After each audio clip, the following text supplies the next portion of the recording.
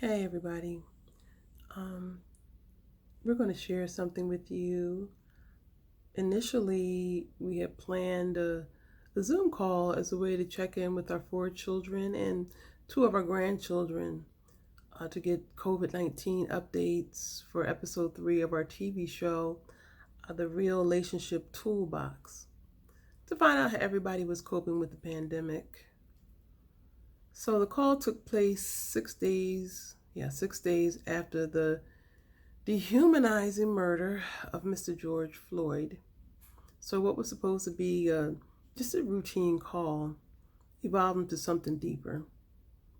So, we decided to switch gears, and instead of editing the conversation down and make it like fit inside of a TV show at the end, we just decided to just share it in its entirety.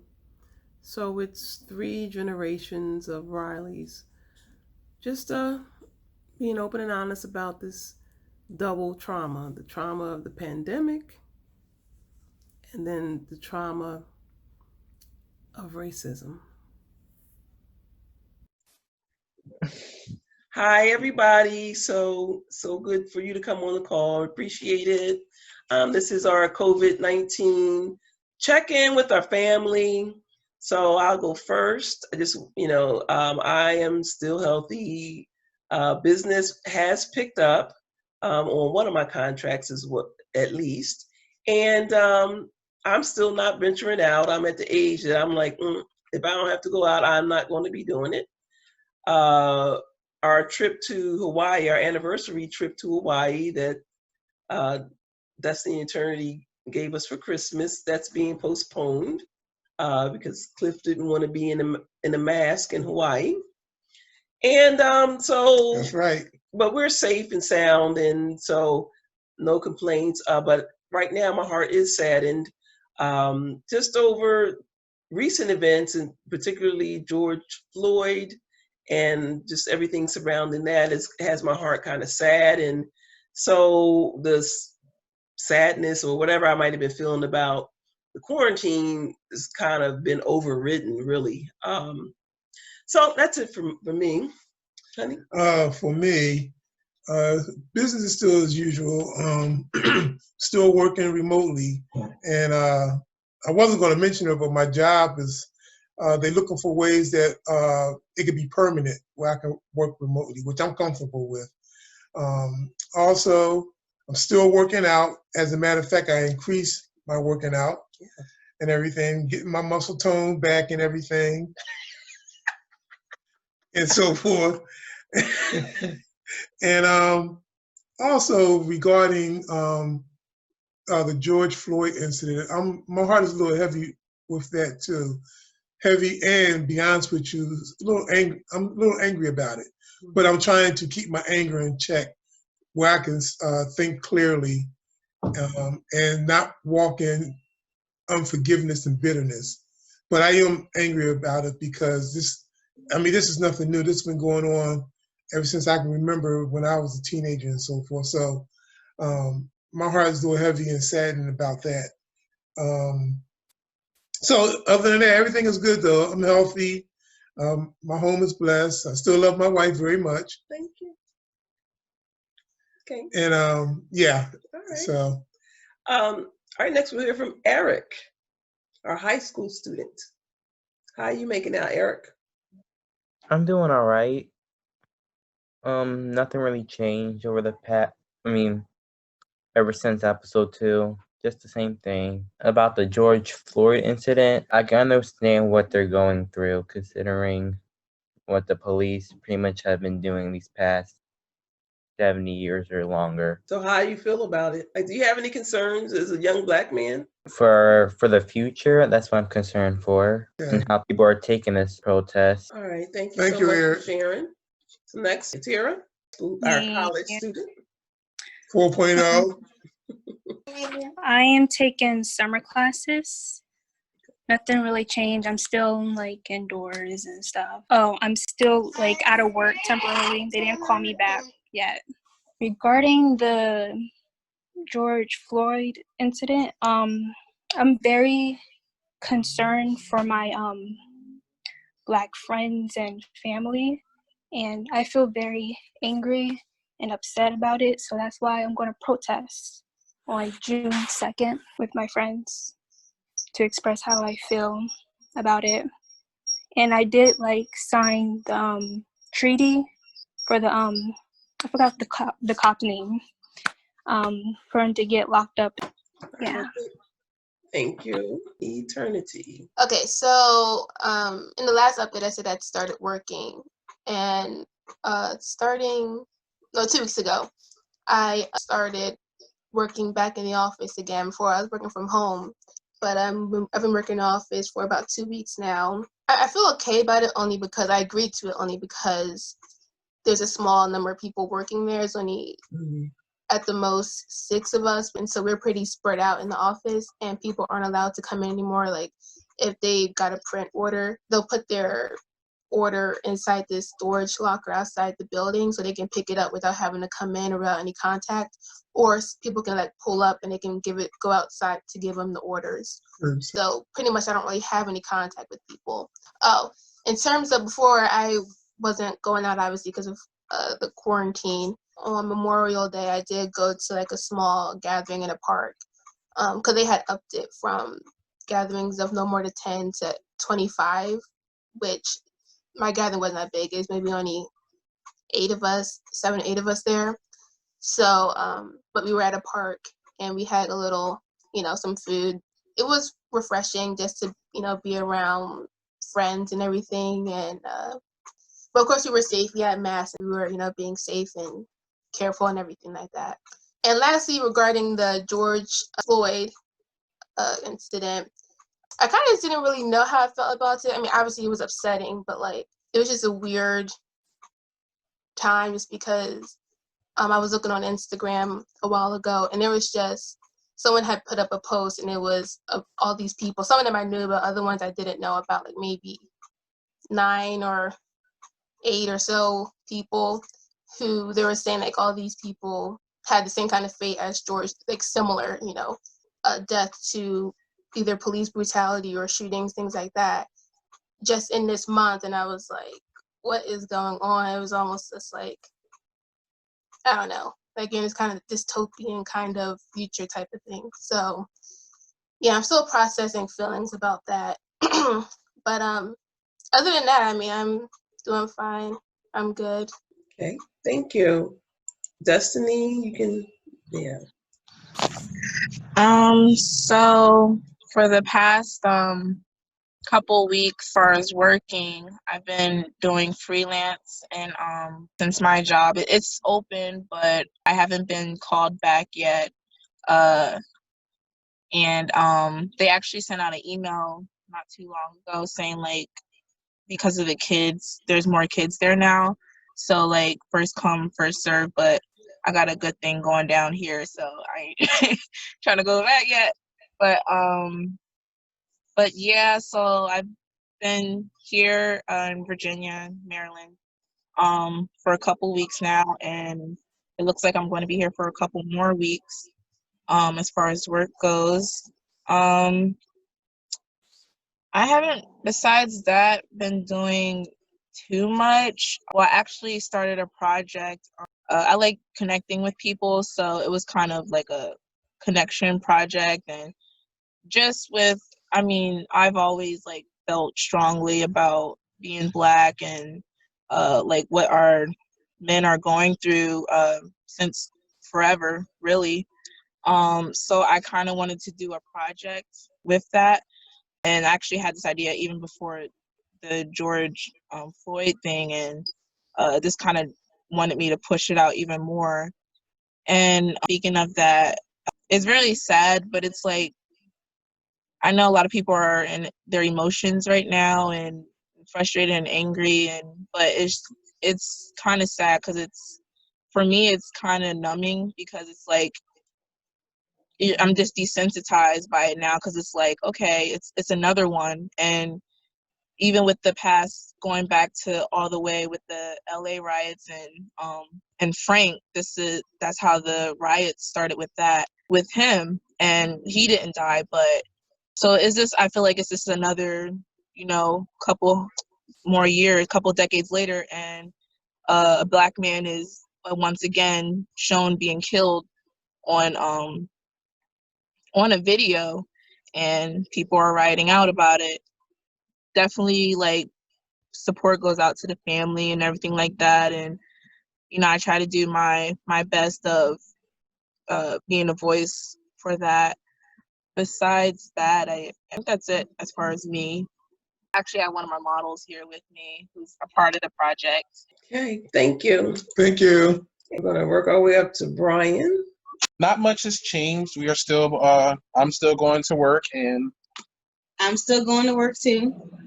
we still like venture outside, but only for essential things when we need food, but basically anything needed in the house. As far as work has been going great. I'm actually going to be coming into, I project that we're going to be coming into even more work soon.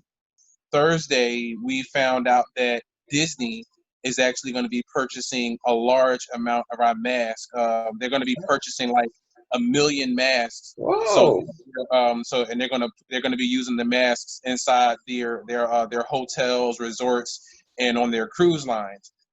As far as the George Floyd incident, it does bother me that yet again another Black male has been killed, and instead of being protected by the police, as they are supposed to protect and serve, what concerns me is more so about myself and my children, especially at a time like this where I'm still having to travel outside, during this pandemic. And, it could be for whatever reason, any reason possible that, I could be stopped. That I may, or me or my children, me or my boys, with us being Black males, and it could be anything that could happen, and I've been in a situation before where I had been stopped by the police. This was like some years ago, but I had been stopped by the police, and they said that I fit the description, and they asked me what I was doing outside and where I was from. And once I showed them my UPS badge, then things died down, and they figured out that I wasn't who they were looking for. But it does sadden me what's going on with that, and I do have a little bit of fear, and that's more so for my children, because I would hate for something to happen to me, and I'm no longer around to be able to protect them and be who I need to be for them. You have anything? Oh. At UPS, they gave us these masks. He's still laughing. I want one. But nothing else has seemed to change. Like I'm still going to work. I'm still working my regular hours. I don't have to do any extra hours. The George Floyd thing, it bothers me a lot, but I thought that, maybe, the city was going to start opening up and I can go to the stores and things. And then last night they started looting and robbing and stuff, and they just broke the city up more. Yeah, and that's another thing that bothers us. It's like we understand that we totally understand the anger behind the people, but destroying the city is really not helping the cause at all. To me, it's not helping whatsoever. And it's like I feel like in a sense, I can put myself in the shoes of these business owners, because now they have to take certain precautions and do certain things to try to save their business so they can continue to do what they need to do. And the people that's rioting and stuff like that, they're not doing it because they're upset about the killing of this guy. They're doing it because they're bored. They've been in the house for a while. They needed some excitement, and they found a reason to go outside, destroy some stuff, go get some free things. So they took that and they went burning stuff over, flipping cars and burning up stuff, stealing things. But as Black folks, we're supposed to be better than that. So It's not everybody, because there were a lot of people who were peacefully protesting, and some of the people that got arrested aren't even from Philadelphia. So it didn't happen till like a certain point of the day. They did marches and everything was under control, and then an influx of other people from the reports that we saw. It was a whole influx of other people that came at a certain time of the day, and that's when things started changing. But But oh, and as just like a small nugget, our boys, they are doing good. They are doing online classes. all right, thank you for that update. And then we have our eldest, the bleach woman. She was the star of episode 1. Hello, Oh, well, hello, true. everyone. So first, let me take this time.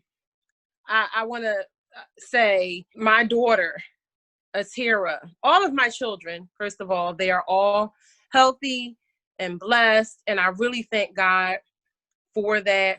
But I really want to take this time to shine a light on the light that's in my home, and that's my daughter, Atira. She is so amazing, and she is a beacon in my home. For her, her social life has changed. Her focus is beyond anything that I've ever seen in a person her age. She has a 4.0 grade average. She's in her first year of college. 4.0. I am extremely ecstatic and proud to say that as a parent. That's the first thing I want to say. Secondly, everyone else, Eric is doing great. He is doing phenomenal as far as taking initiatives. He went out and applied for certain jobs. He's 17 now. He turned 17 a few weeks ago. So yay, happy birthday, belated birthday, Eric. But he, as a being a single mother with children and with boys, that says a lot about my father as a man, what he's instilled in his family and his legacy, that my son took enough initiative to want to work. Because, you know, as the Bible says, a man that don't work won't eat. And I'm very proud of him for that. As far as myself, work, it's still about the same workload. But on a more serious note, I want to, as far as the writing, the COVID-19, I just really want to be the voice of wisdom. And if there's nothing else, my parents, my stepmother, they pride themselves on the book of Proverbs. This is what they raised me on. This is what they raised all of us, the principles of God and using wisdom and knowledge. And right now, I feel amongst my immediate peers and my family, I feel like I'm wisdom calling out from the city, like at the top of the city. Do you see, like, with all the rioting and everything, people totally forgot about the COVID-19. However, I do see a lot of them wearing masks or what have you. But you're still, how clean are you being? How are you adhering to the social distancing laws that still were put in place? They just totally forgot all about that. So as serious as I take this whole situation has brought a spiritual awakening to me and my spirit. And I am going to take that and I'm going to spread it throughout my household and everyone around me, because it's important that we all pray. As much as we can wash our hands and put these masks on, and we need to be praying. We need to be seeking God. We're in the book of Revelation. This is where we are. So just as much as I use bleach and I clean everything, I'm trying to make sure my spirit is just as clean and that my house is just as clean from the inside out, because it brings an awareness for me. I'm not fearful. I'm aware. I'm awake. And I just really want people to really take this time to stop and think, especially the people of God. We're prepared for this. This is our time. Pray. Get on your knees fervently. Get to that high place of cleanliness for your spirit, so we can know how to live the way or understand the way that God intended us to live during these times. This is important. I can't implore people enough. You know, I go out to work every day, and I'm seeing more, whereas before, where everything was more shut down, you didn't really see too much traffic, or you didn't see too many police. Now, where they tried to open up the city or open up the world more, this is what happens. You have a cop killing an unarmed man. You have people rioting and everything, just, you know, and this is nothing. This is just the tip of the iceberg. People don't even understand what's to come. And this is what I want people to stop and really think about. I want people to start really like, you know what? Wow, let me use your roadmap. When I say people, I mean the people that are spiritually aware about who God is and how he operates in our lives. I want them to take their roadmap, take the Bible. I started reading more. And I have to be honest, I was so busy in my natural life, I never really took too much time into my spiritual life as I have now. You know, and that's how I plan to protect my children. You know, for a minute, I was like, hold on, I got 3 boys and they're black. I need to be teaching them how I know how to shoot a gun. I go to the range for practice. Maybe I should be teaching my boys. But God said, no, show them how to use the word as the weapon. And this is how they'll be protected. So I'm like, okay, you know what, Lord, I'm going to be obedient. Because my parents always say obedience is better than sacrifice. My parents always say, read your word, know your word. Well, guess what? The word says to pray for our leaders. And that's what we need to be doing, praying for our leaders so that things can get under control and be structured the way God intended. So, and that goes for everything, how we eat, how we clean, and how we interact with our peers and people around us, how we are feeding our family, or, you know, so that is where I'm at with things now. I'm at the state of emergency, and that's how I feel. All right, Shay.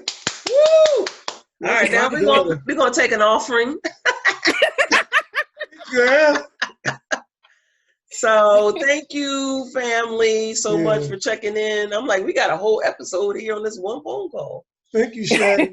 All right, well, thank you, everybody. You can unmute and we'll just sign off. So everybody unmute.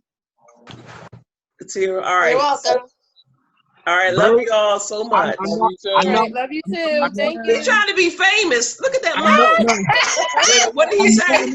I know I'm not part of family, but I just wanted to say I commend you all as a family and how you all are structured and how you all are all together like that. Like I liked what you all, every one of you all last said. Like that was very good, you know, and it's glad to see as a Black family, it's a lot of broken homes, but it's glad to see you all are still as one and operate as one. So I think that's a very good thing. Thank you, brother. Thank you. And we have a TV show. I bet you Desi didn't even tell you about our TV show. Show him our show, Desi. When she told me about the Zoom call, she said we have a show. We got off to explain it all to me and how it all works. But you all it seem like how my family are. So I said I gotta come down to New Jersey. Or she said y'all live in Philly. My son lives in Philly. Yeah, we're in Philly. Okay, yeah, I gotta come down and spend some time or something with you. Yeah, by himself. Right? You went from being I said about those. You know what? That's what the Spirit of God. Wait a minute. One at a time. Hold it. Wait. No, I was saying that the dad seems cool, but I said maybe me and him can go get a drink or something. Oh Lord! Oh, he done messed up now. He don't drink nothing stronger than Mountain Dew.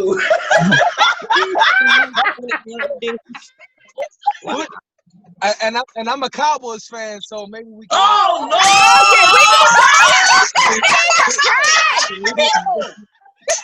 Desi ain't tell him nothing. Desi didn't even prep the man.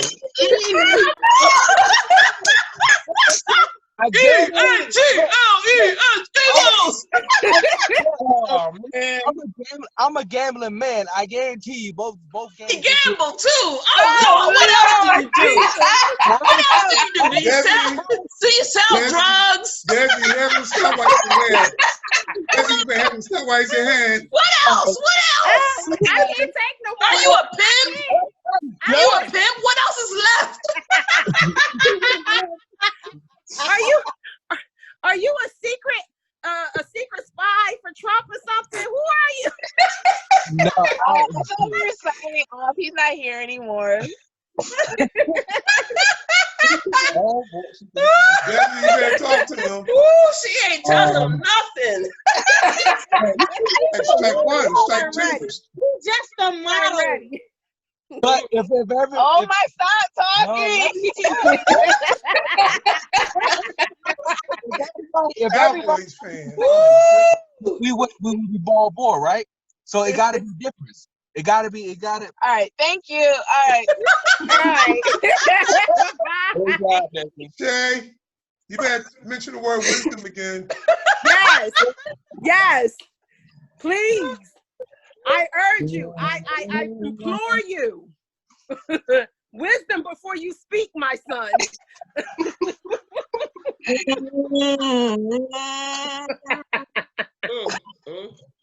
Brian, fix your face. All right, y'all. Love y'all. Love you. All right. Bye. Love you. Go Cowboys!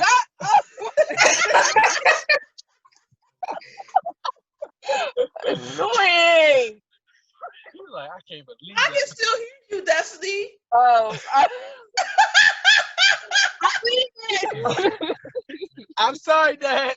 stop talking. Too late. Oh, that was funny.